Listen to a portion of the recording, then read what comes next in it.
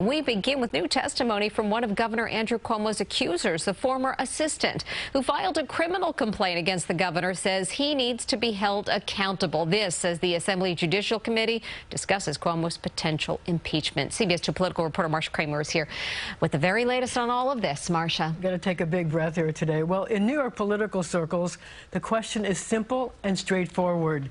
Did Brittany Commisso, the no longer anonymous executive assistant #1, put the final nail in the governor's coffin? What she has to say is startling and stunning.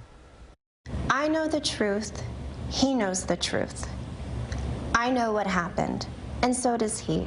Brittany Commisso, no longer the anonymous assistant to the governor, in Attorney General Tish James's damning report charging Cuomo with sexually harassing 11 women, is explaining in painful and excruciating detail what she went through.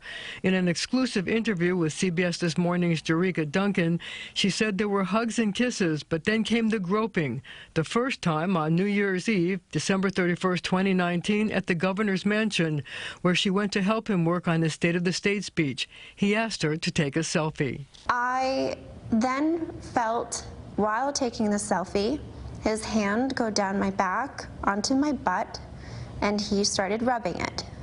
Not sliding it, not, quickly brushing over it, rubbing my butt.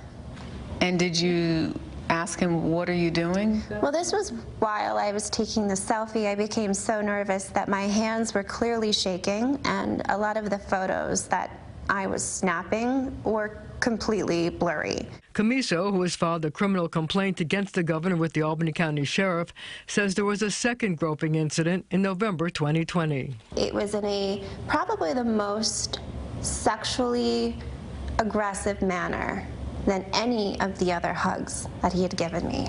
It was then that I said, Governor, my words were, you're going to get us in trouble. And he put his hand up my blouse and cupped my breast over my bra. I exactly remember looking down, seeing his hand, which is a large hand, thinking to myself, oh my God, this is happening. It happened so quick. The governor and his lawyers have been refuting Commisso's account. Let me be clear, that never happened.